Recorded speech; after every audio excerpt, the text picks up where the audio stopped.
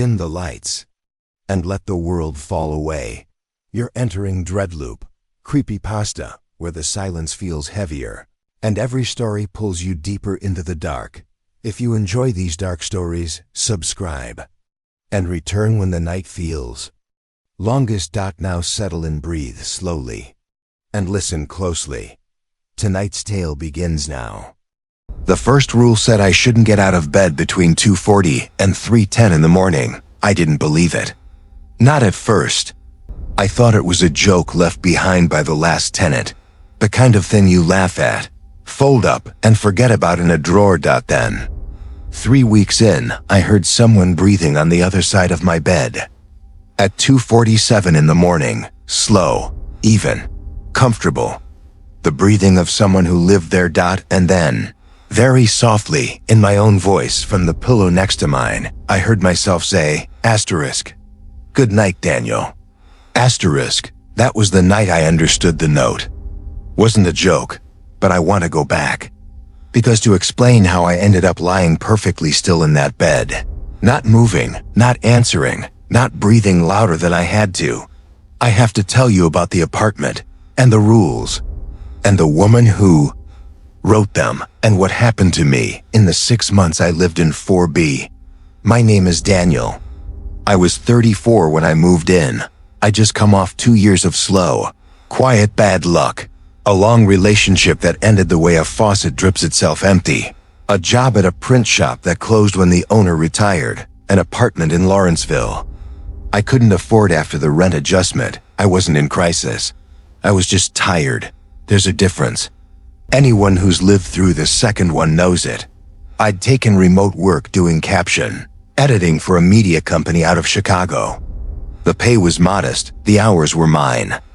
I could do it from anywhere with decent internet and a door that closed. That's what I was looking for when I found 4B. Not a home. A door that closed. The building sat on Larkin Street, in a part of Pittsburgh. Most people drive through on their way somewhere else. Pre-war walk-up, 6 floors. Limestone gone the color of wet newspaper. The rent was almost suspiciously reasonable, which in that part of the city meant the landlord was either old and hadn't adjusted it, or something about the unit kept turning tenants over. I told myself it was the first one. The landlord's name was Mr. Peretti, somewhere in his 70s. Small, neat, a gray mustache trimmed every morning like he used a ruler. He met me at the building on a Tuesday in October, wearing a cardigan the color of old tea, and walked me up the 4 flights slowly, apologizing twice for the stairs, even though I didn't mind them. The apartment itself was better than I expected.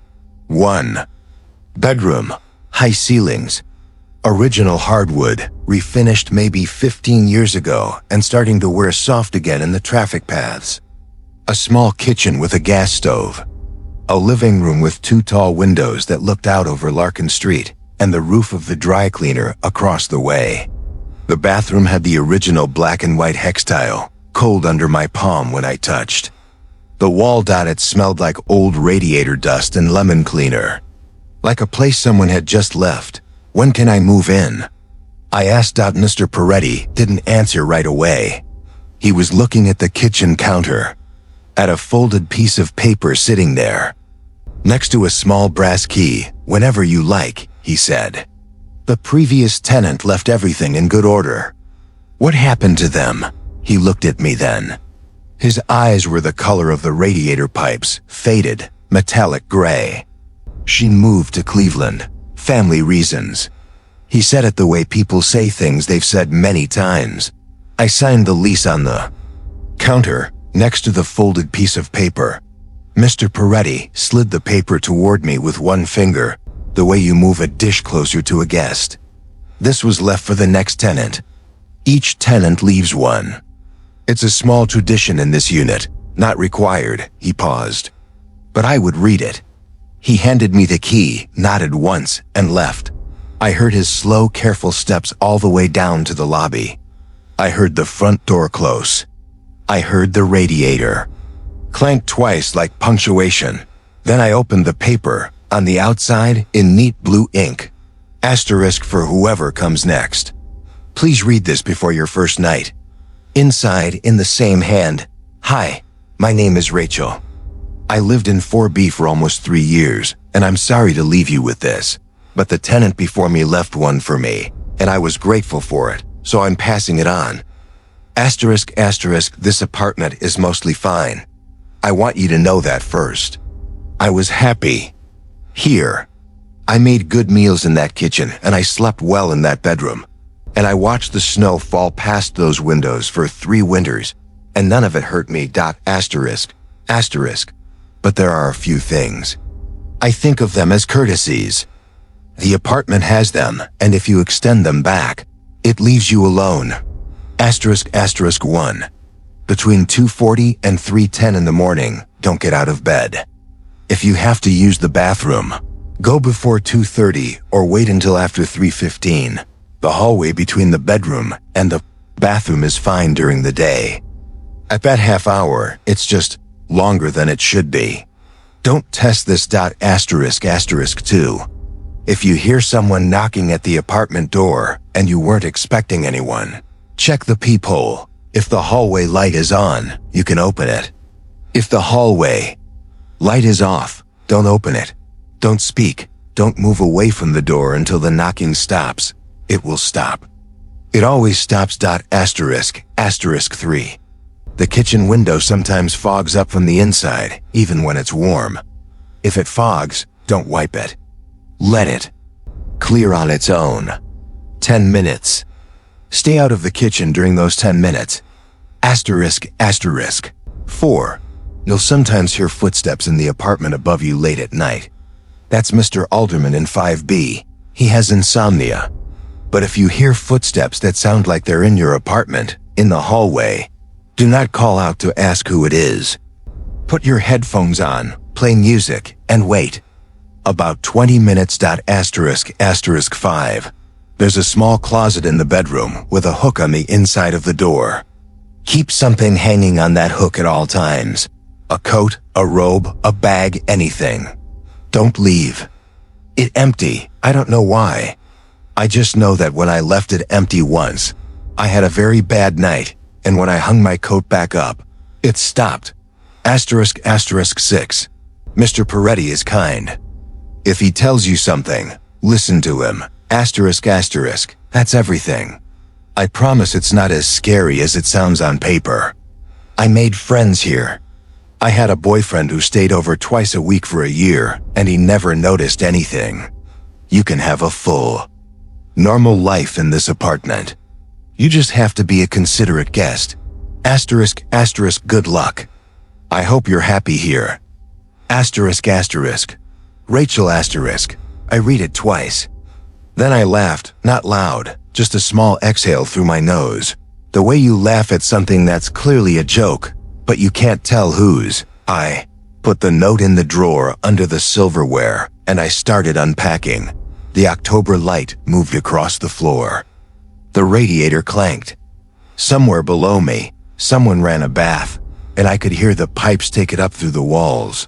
A long warm sigh that moved up through the whole building. I slept well that first night. I didn't dream. And for 2 weeks, nothing happened at all. Those 2 weeks mattered. They were the reason I stayed. I set up my desk in the corner of the living room, by one of the tall windows.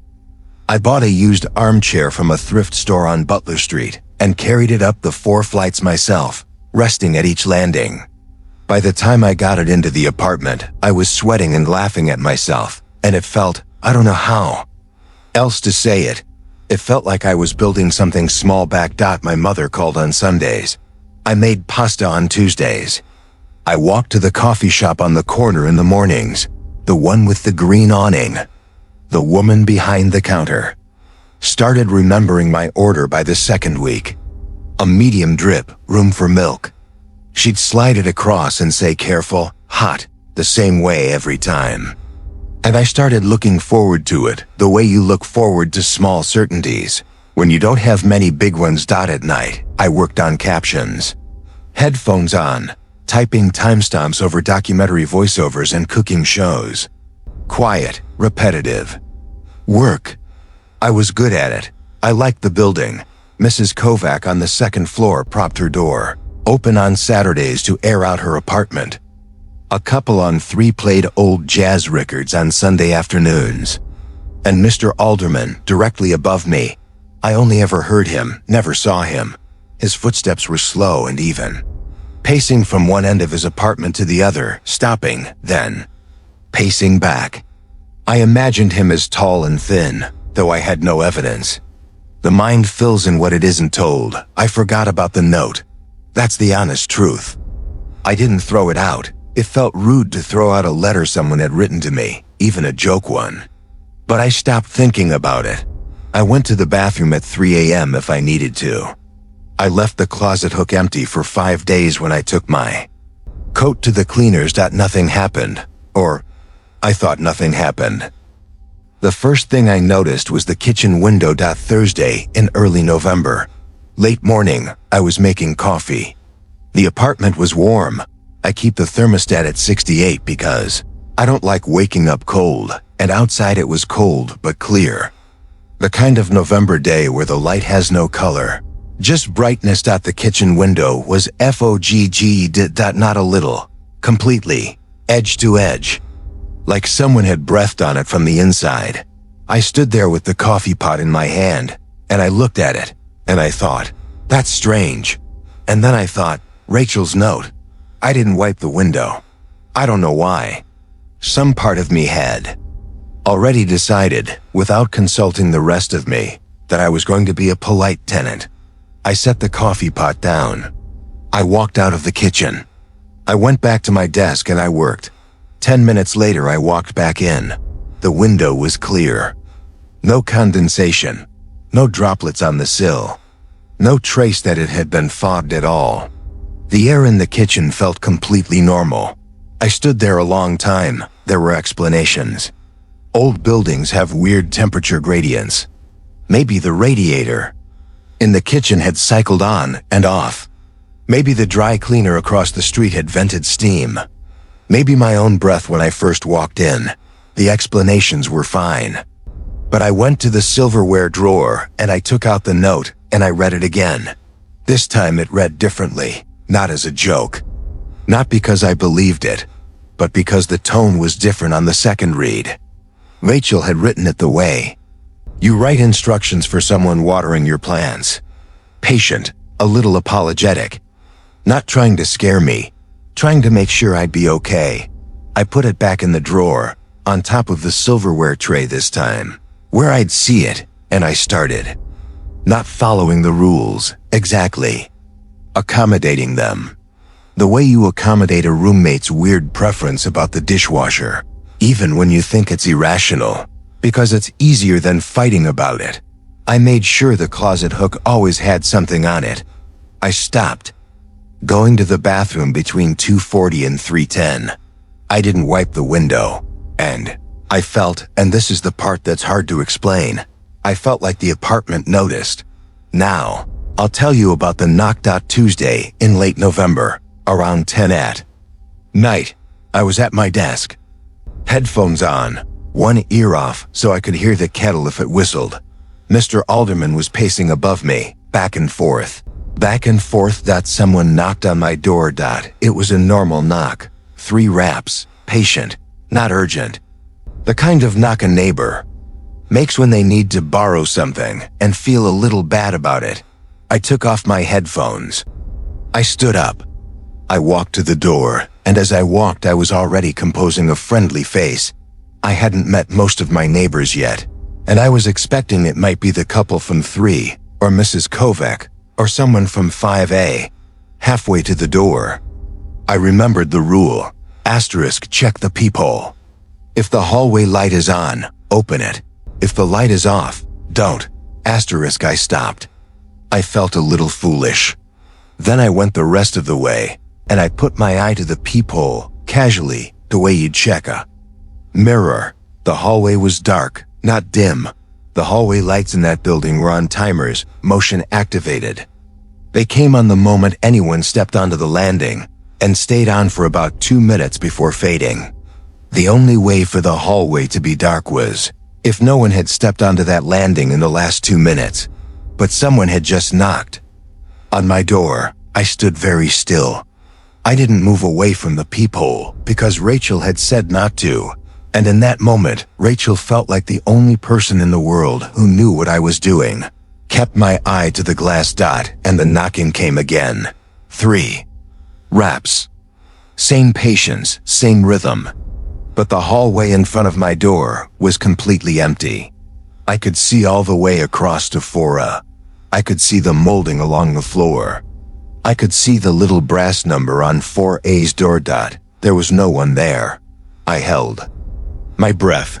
I did not speak. I did not move. The knocks came one more time. 3 of them.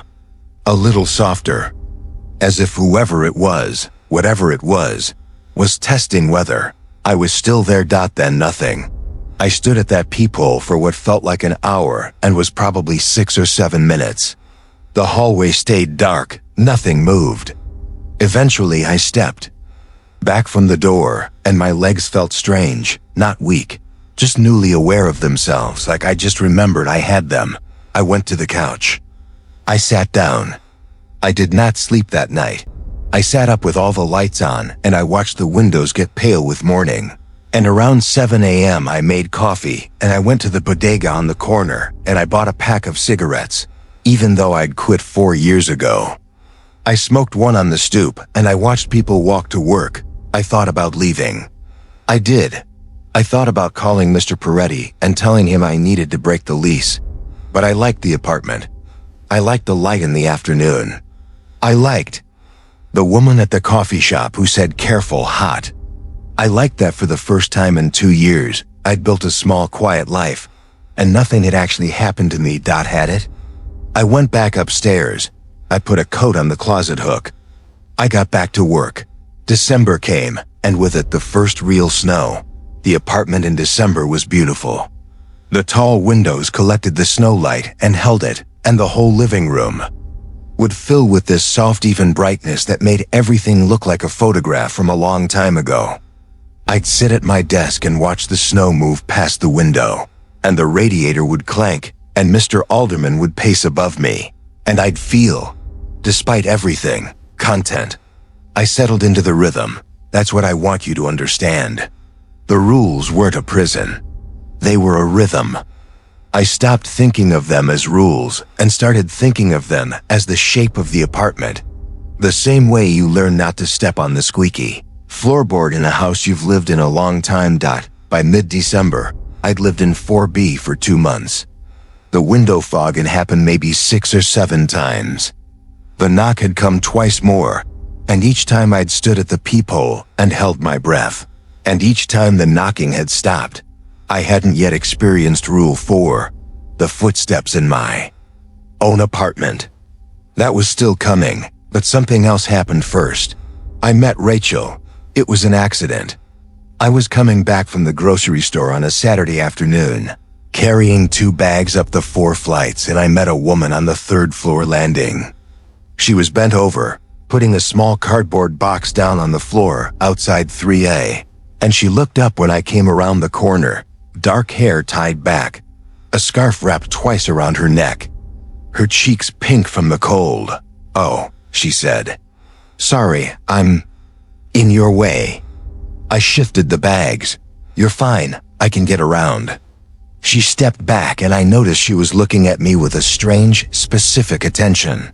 Not flirtatious, diagnostic, like she was checking something. "You live in 4B, she said. It wasn't a question. I said yes. I said I'd moved in October. She nodded slowly. Then she said, "I'm Rachel. I used to live in 4B. I left some things with Mrs. Kovac. I'm picking them up."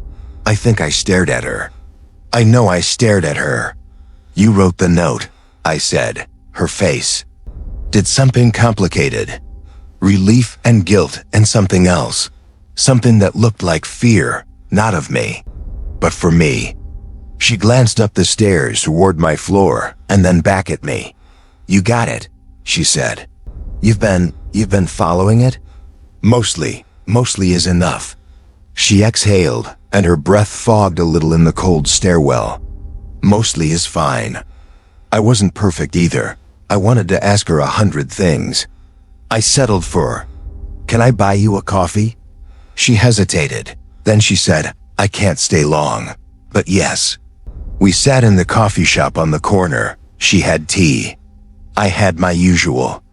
The woman behind the counter said, "Careful, hot," and Rachel smiled, a small smile, like she remembered. "I knew her too," Rachel said. "She's nice." Then she put her hands around her tea and she looked at me. "I need to tell you something." Because I didn't put it in the note. I thought about it and decided not to, because I didn't want to scare the next person off. "But you're in it now, and you deserve to know." I waited. "I told you I moved because of family." That's what I told Mr. Peretti. It's what I tell everyone. It's not really true. I moved because the rules started changing. She looked down at her. When I first moved in, there were 4 rules. The tenant before me, his name was Victor. He was an older man, he died. He left me a note with 4 rules. The window, the hallway at 240, the knock, the closet hook, that was it. I felt something cold move along my forearms. In my second year, I started hearing footsteps in the apartment. Not above, inside, in the hallway between the bedroom and the living room. Late at night, I didn't know what to do. I called out the first time, thinking it was a draft, a raccoon. I don't know what I thought, and the footsteps stopped. And then they started again, but closer. And they came all the way up to the bedroom door before they stopped. She took a sip of tea. Her hand was steady. I don't know how it was steady. I figured out, over a few months, that if I put headphones on and played music, they went away. About 20 minutes, so I added it to the note. Rule 4, and I lived with it for another year. And then you left. She shook her head. Then a 5th rule started, the closet hook. I didn't know what it was for. I just started waking up with this feeling that the closet was wrong. One night I opened the door and the hook was empty. And that night she stopped. She looked out the window. I had a bad night. I put my coat back on the hook and it stopped. I added that to the note. "So you left because..." "I left," she said, "because a 6th rule started." She didn't say it right away. I waited. The coffee shop was warm and smelled like cinnamon, and the radiator by our table was ticking softly. I started hearing my own voice. In the apartment, saying small things. Not threatening. Just things I'd said that day. Things I'd said into the phone, to my mother, to a friend. Played back a few hours later, in the empty apartment, in my own voice. She looked at me. And one night, I heard my voice say something I hadn't said yet. Something I said the next morning, word for word, on the phone. She paused. I didn't write a 6th rule. Because I didn't want to admit there was one. I just left. "I'm sorry, I should have warned you." I couldn't speak for a moment. Then I said, "Why does the apartment do this?" "I don't know." She shook her head. "I used to think it was a ghost. Then I thought it was the building. Now I think it's the apartment itself. I think 4B is, I don't know how to say it. I think 4B is awake. And it's lonely, and it wants a tenant who stays. Victor was there for 11 years before he died. I lasted 3. The woman before Victor lived there 22 years. And when you leave, it starts over." She smiled, small and tired. "With 4 rules, and a new tenant, and a note." I didn't leave. I thought about it. I thought about it hard, walking home from the coffee shop, the afternoon light turning blue in the cold. I thought about Rachel's face when she said asterisk. I should have warned you asterisk. But here's what I kept coming back to. The apartment, so far, had been kind. That's the only word I have for it. It had followed rules. It had given warnings. It had knocked. Politely, it had fogged a window and given me 10 minutes to leave the room. Everything it had done with a kind of patience that asked something back from me, but didn't demand it. And I had a life in the building. Small things. The coffee shop, my desk by the window, the sound of Mr. Alderman pacing. I had made myself, for the first time in 2 years, a quiet place to live. So I stayed, and I started writing. I bought a composition book with a marbled cover, and I started keeping my own log. Not for the next tenant, for myself, to track the rules, to see if they were changing. For the month of January, nothing new happened. I kept the rules. I watched the window. I stood at the peephole when the knocks came. I put a robe on the closet hook and left it there. I went to bed at midnight, and I stayed in bed until after 3:15. And if I couldn't sleep, I read a book by the lamp, and I didn't get up. Mr. Alderman's footsteps above me became a comfort. I started timing my evenings by them. He paced from roughly 11 p.m. to 1 a.m. most nights, and then his apartment would go quiet, and then I'd sleep. I saw Mr. Peretti once, in the lobby, in the second week of January. He was checking the mailboxes. He looked up when I came in and he smiled. "How are you settling in, Daniel?" "Fine, thank you." He looked at me a little longer than a polite look. Then he said, "Rachel stopped by last month. She mentioned she'd seen you." "Yes, she is a thoughtful young woman. She cared about the building." He didn't ask if I was following the rules. He didn't ask if anything had happened. But the way he was looking at me, I think he knew. And I think he was telling me, in the most polite way he could, that he knew. "Mr. Peretti," I said, "can I ask you something?" "Yes." "How long have you been the landlord here?" 41 years this spring. "Were you ever a tenant?" He smiled. "Very small, in 4B?" "No, my father was." He nodded at me once and went back to the mailboxes. I walked up the 4 flights very slowly that afternoon. The first time I heard footsteps in my apartment was the second week of February, a Wednesday. Around 1 a.m., Mr. Alderman had stopped pacing about 20 minutes earlier. The building was quiet, the way old buildings get quiet in deep winter, when the snow outside absorbs the city, and the only sound is the radiator and the wind against the glass. I was in bed. I hadn't fallen asleep yet. I was reading, and I heard someone walk down the hallway between my living room and my bedroom. 3 or 4 slow steps. The hardwood made the exact sound it made when I walked on it. Soft, with a small creak on the third board from the bedroom door. I knew that creak. I'd stepped on it every day for 4 months. I froze. I didn't call out. I didn't sit up. I remembered the rule. Do not call out to ask who it is. And I remembered Rachel's face in the coffee shop. And I reached very slowly for the headphones on my nightstand. I put them on. I played music. Something instrumental. Something I'd been using to fall asleep. I stared at the bedroom door. And here is the part I've never told anyone, because it sounds like I'm making it up. I'm not. The doorknob moved, not turned. Moved. A small downward pressure. The way a doorknob moves when someone leans on it from the other side without quite committing. It went down a 1/4 inch, then back up, then down again. Then it stopped. I kept the headphones on. I kept the music playing.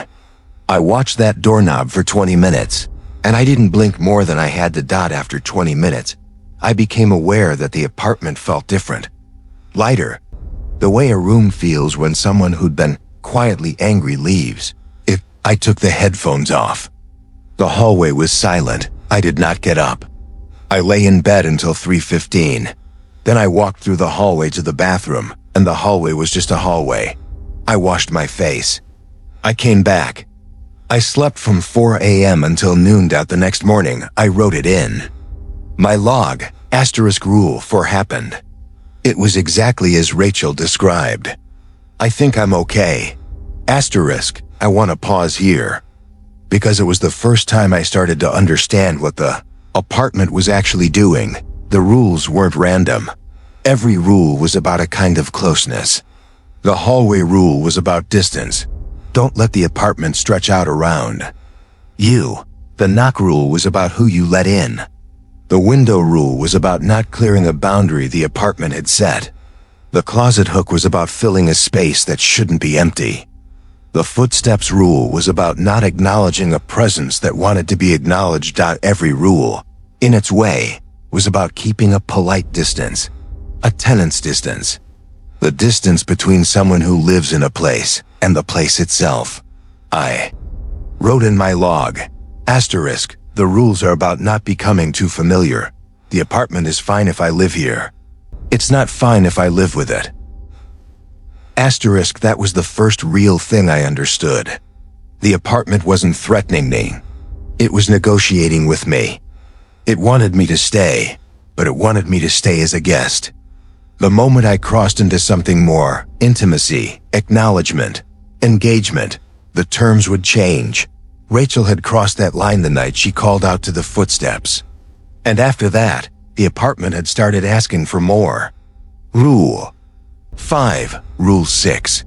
Each one a little closer, I resolved to keep my distance. For the rest of February, I did. March came slow and wet. The snow turned to gray slush. The radiator worked overtime. The apartment smelled faintly of the wet wool of my coat, drying on the closet hook. I was starting to think I might last. I was starting to think I might be careful enough. Then the 7th rule started. The apartment told me a rule. A new pattern started, and I understood, the way Rachel must have understood, that I was going to have to decide whether to write it down. It started with the coffee shop. Joanne, the woman behind the counter, said careful, hot every morning. It was her thing. She said it to everyone. It was the small certainty I'd come to love about that shop. On a Tuesday, in the 2nd week of March, I came in at my usual time. Joanne slid my coffee across the counter. She said, "Careful, Daniel." Just that. Not hot. Just my name. I thanked her. I took the coffee. I sat down at my usual table and I thought about it, and I decided I was being paranoid. She'd known my name for months. Maybe she was just varying her script. The next day she said, "Careful, Daniel." Hot. The day after that, "Careful, hot." I thought, okay. I was being paranoid. Then, 3 days later I came in. She slid the coffee across. She said, in the exact rhythm she always used, "Careful, hot." Except she did in single quotes. Her mouth said it. Her face said it. But the sound that came out was a small thin version of my own voice, saying the words asterisk careful, hot asterisk in my own accent from somewhere behind her. I stared at her. She smiled her normal smile. She went back to the espresso machine. I took the coffee. I walked home. I did not drink it. That night in bed, I heard my own voice in the living room say, very quietly, "Careful, hot."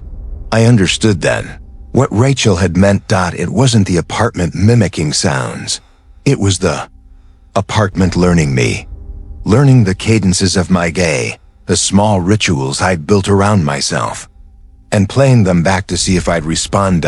It was testing whether I'd recognize my own life when it was said back to me in a voice that wasn't mine. And here's what scared me. I don't think the apartment had reached into the coffee shop. I think what happened is simpler. I had brought enough of the coffee shop home, in my routines, in the small warmth I'd built around Joanne's voice, that the apartment had learned. The apartment was studying what mattered to me. And it was starting to hand it back. This was the 6th rule. The one Rachel hadn't written down. Asterisk, if you hear your own voice in the apartment, do not answer it. Do not engage. Do not correct it. Asterisk, I added it to my log. I did not add it to the note for the next tenant. I understood now why Rachel hadn't. Thought, if I just don't respond, maybe it stops. Maybe it's still asking permission. Maybe I can hold the line here. For 2 weeks, I held. I want to tell you about the last night. End of March. The city had that first fall spring smell.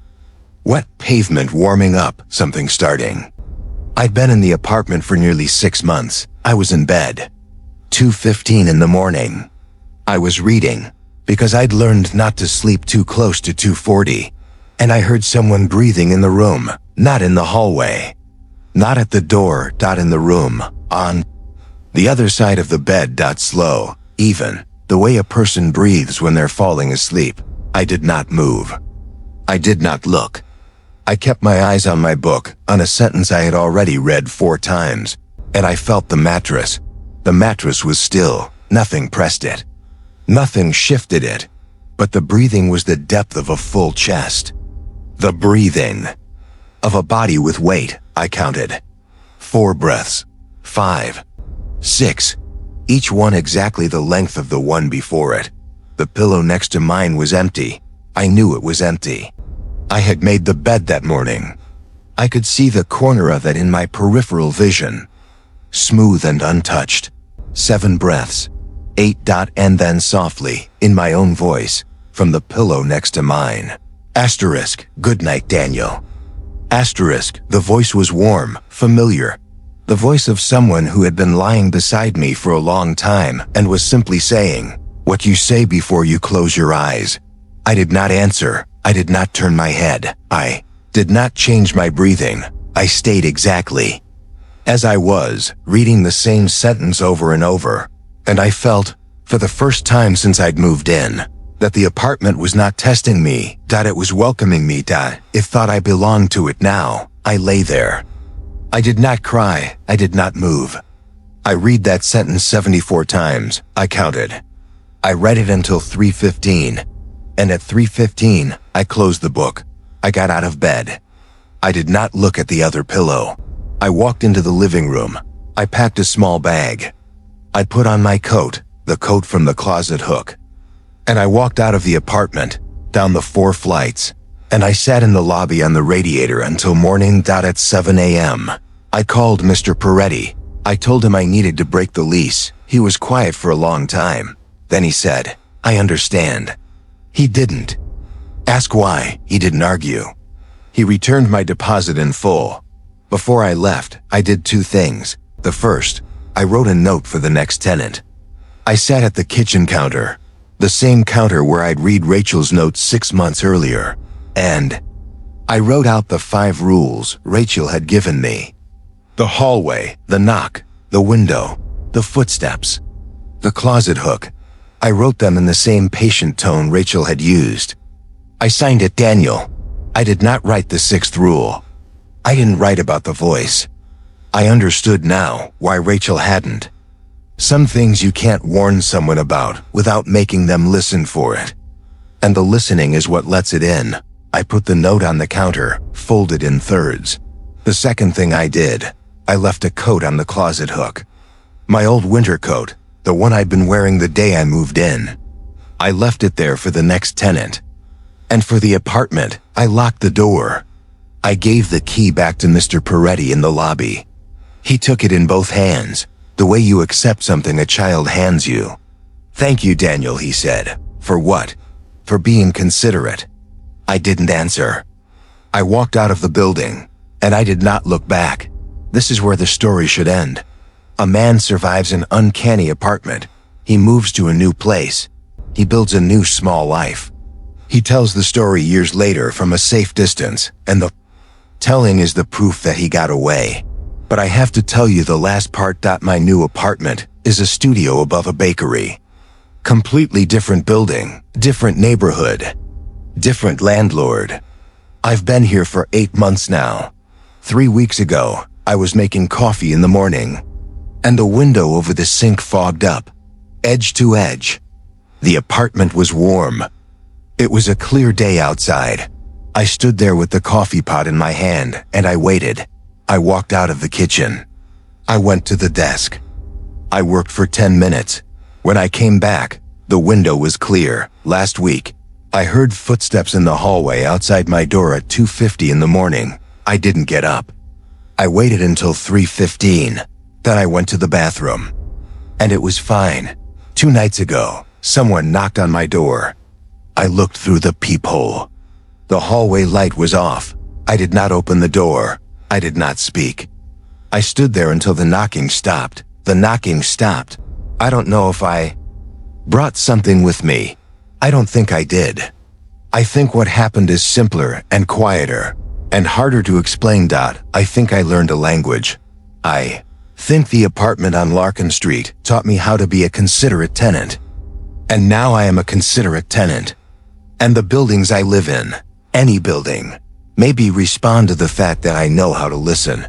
I think the rules were never really about 4B. I think 4B just happened to be a place where the rules were written down for me, because someone before me had been kind enough to warn me, and someone before her, and someone before him.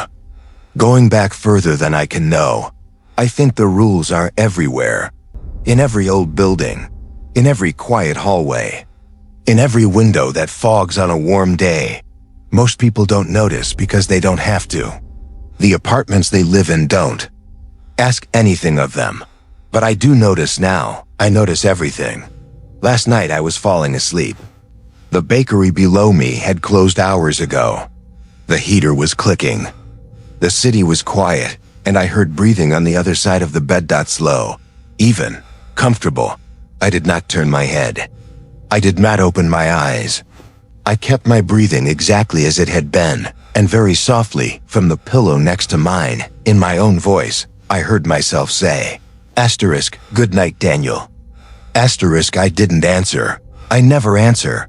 But I've started to worry about the night I forget, the night I'm half asleep, and I hear it. And without thinking I say good night back, because I know what happens then. I'll have crossed the line. The way Rachel crossed it. And after that, the rules will start to change. One by one. Quietly, politely. Until there are too many of them to remember. Until the apartment, whatever apartment I'm in, stops asking me to be a guest and starts asking me to stay. Good night.